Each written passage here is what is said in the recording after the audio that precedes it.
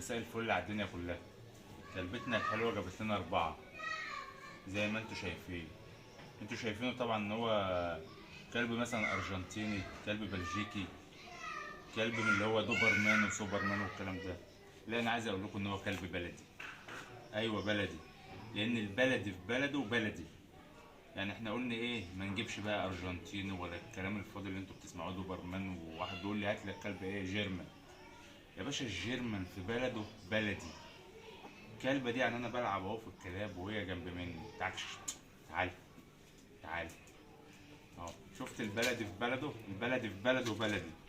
حاجة بص، حاجة جميلة، حاجة زي الفل. حاجة لو واحد جه جنبي دلوقتي هي ممكن تاكله.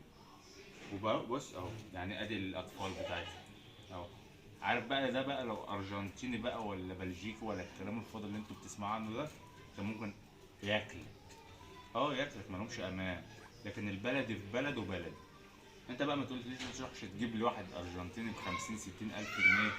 اهو اهو ربيه على ايديك، ربيه على ايديك، يبقى 10 على 10. دي ناقصها بس والله تسمع الكلام اللي هو ايه، اقعدي تقعد والكلام الفاضي اللي انتوا بتسمعوه ده. لكن لو واحد بقى جه ناحيتك وهي واقفه تاكل اهو. بسم الله ما شاء الله، زي ما انتوا شايفين حاجه زي الفل اهي. اللي عايز يشتري احنا بنبيع.